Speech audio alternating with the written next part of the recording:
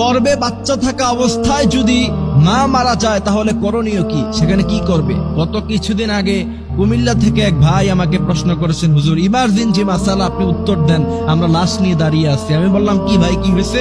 তিনি বলছেন, আমরা হসপিটালে নিয়ে গিয়েছিলাম এক অন্তঃসত্ত্বা মাকে, সেখানে নেওয়ার পরে একটু পরেই ডেলিভারি হওয়ার কথা, ডাক্তার ভুলে কি ইনজেকশন দিয়েছে, তার কারণে 1 মিনিটের মাথায় অন্তঃসত্ত্বা মা সে মুহূর্তের মধ্যেই দুনিয়া থেকে চলে গিয়েছে, বিদায় হয়ে গিয়েছে। এখন তার ভিতরে বাচ্চা আছে, এখন কি করণীয়, আমরা কি করতে পারি হুজুর, উত্তর দেন। আমি মুহূর্তের মধ্যে থমকে গেলাম, কারণ এমন প্রশ্ন আমার জীবনে আমি কোনোদিন শুনি নাই। এই জন্য আমি এটা জাতির উদ্দেশ্যে আলোচনা করে দিচ্ছি আজকের আলোচনায়।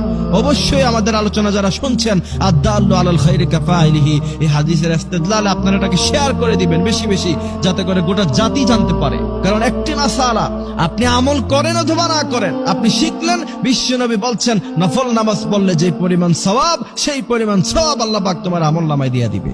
আমি অবাক হইছি যে এই প্রশ্ন তো কখনো পাই নাই। পরে আমি গবেষণা করে এটার উত্তর যেটা পেয়েছি, যদি সন্তান গর্ভে থাকা অবস্থায় কোনো মা মৃত্যুবরণ করে, যেহেতু এখন সায়েন্সের জামানা, যেহেতু এখন মেশিনারিজের জমানা, অবশ্যই চেক করে নিতে হবে সাথে সাথে যে বাচ্চা ভিতরে জীবিত আছে কিনা।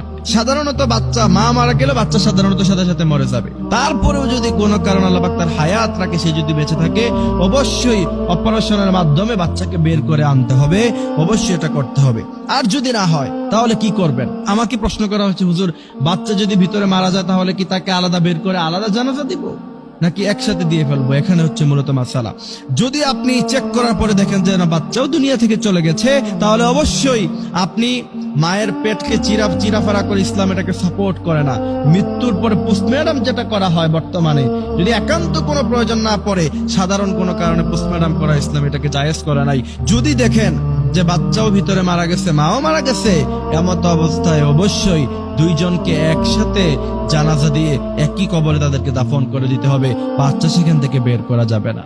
এই জন্য প্রিয় ভাইরা আমার, দুনিয়া নিয়ে এত আয়োজন, এত কিছু, অথচ একটু আগেই সেই বাবা জানতেন না, সেই স্বামী জানতেন না যে সে খুশিতে ছিল যে একটু পরে আমার সন্তান আসবে, আমি মানুষকে মিষ্টি খাওয়াবো, মিষ্টির টাকাটাও পকেটে এখনো পর্যন্ত আছে। কিন্তু 1 মিনিটের ব্যবধানে আল্লাহ কি করে দিলেন, তার সন্তানও নাই, তার প্রিয়তমা স্ত্রী, যার সাথে এত কাল এত সময় সে কাটিয়েছে, কত আলাপ, কত খুনছুটি, যা আমার মেয়ে হলে এই নাম রাখবো, ছেলে হলে এই নাম রাখবো, কত আলাপ আলোচনা, কত কিছু, কত গল্প, কিন্তু কোথায় গেল? 1 মিনিটের মাথায় তার বাচ্চাও নাই, তার প্রিয়